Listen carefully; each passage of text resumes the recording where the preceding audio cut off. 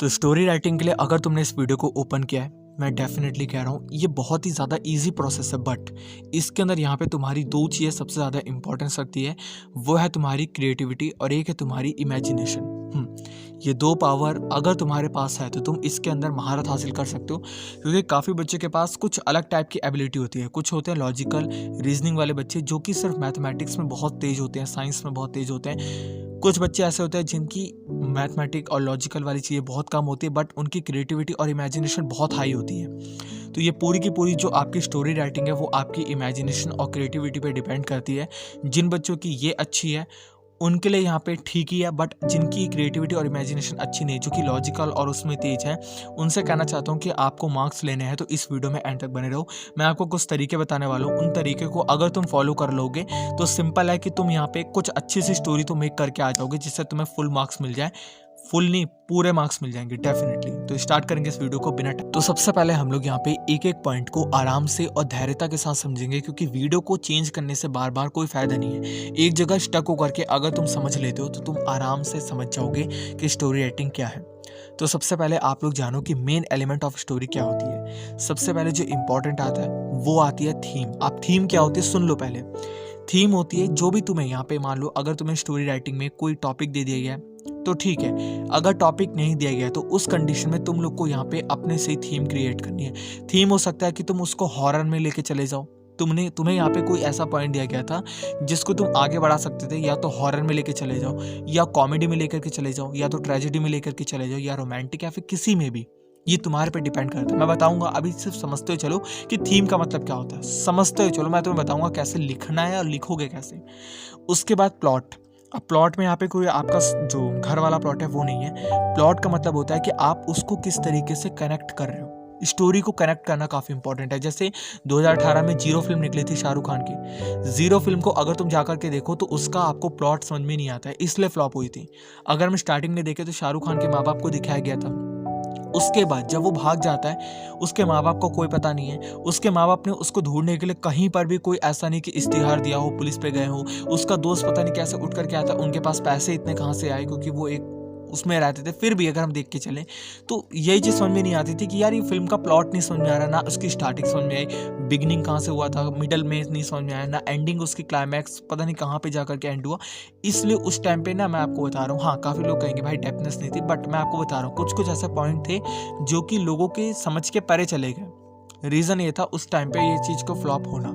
वैसे ही होता है कि अगर आप लोग हर चीज़ को डिफाइन नहीं करते हो, ज़्यादा कैरेक्टर ना हो बट जितने भी कैरेक्टर्स हो उनको अगर आप अच्छे से डिफाइन कर पा रहे हो, उनकी एंडिंग बता पा रहे हो कि उनके माँ बाप जो थे, जैसे शाहरुख खान के माँ बाप थे, अगर दिखा देता कि हाँ बाद में उनका ये हुआ था या फिर उन्होंने ढूंढने की कोशिश की थी, थोड़ा सा अगर वो दिखा देते तो शायद हो सकता था कि वो फिल्म का कॉन्टेक्स्ट लोगों को समझ में आ जाता।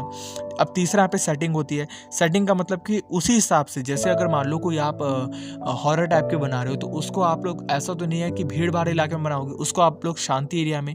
तो लोकेशन, बैकग्राउंड और सब चीज़ें आपको समझ करके लिखनी है कि वो जो जगह थी आप लिखोगे ना, वो एक सुनसान इलाका था जिसके अंदर एक हवेली थी, हवेली के अंदर एक भूत था, भूत ने खा लिया, जो भी था। ठीक है, कैरेक्टर्स आप लोग खुद मेक करोगे कि इंसान को रखना है, आदमी को रखना है, जानवर को रखना है, किसको रखना है, वो तुम्हारे पर डिपेंड करता है, जिस भी हिसाब से तुम्हारी स्टोरी थी।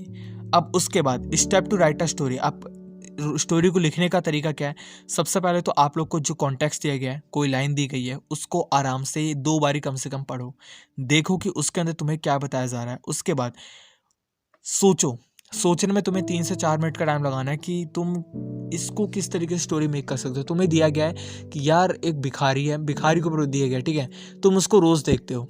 अब तुम लोग सोचते हो कि यार ना ही वो भीख मांगता है, मतलब ऐसे बैठा रहता है भीख मांगने की श्रेणी में, लेकिन वो किसी से मांगता नहीं, और कोई देता है तो वो गुस्सा हो जाता है।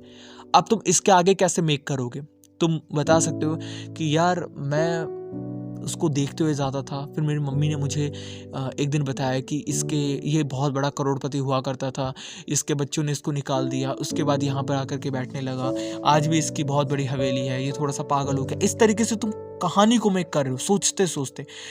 पहले दिमाग में मेक करोगे तभी तो उसको उतारोगे। इस तरीके से तुम्हें करना है। फिर उसके बाद तुम यहाँ पे बिगिनिंग, ब्रीफ, इंटरेस्टिंग उसको करने की कोशिश करो, वही चीज़ बताई गई है कि एंड आपका प्रॉपर क्लाइमेक्स होना चाहिए। अब हम थोड़ा सा एग्जांपल देख लेते हैं। एग्जांपल एक बार अच्छे समझ में आ गया तो पूरी स्टोरी आपके दिमाग में सेट हो जाएगी। यहाँ पर देखो आपको दिया क्या गया पहले क्वेश्चन में, उसको पढ़ेंगे। This is the unsolved mystery about a beggar. This is an unsolved mystery about a beggar. I came to know very well through daily interaction with him on my way. वासनी यहाँ पे वे है। अब इसके बाद तुम्हें मेक करना। अब वे कोई भी हो सकता है। अब इसके आगे जैसे यहाँ पे लिखा हुआ है कि एक अजीब सा बैगर था, कुछ अजीब सा ही था वो बंदा।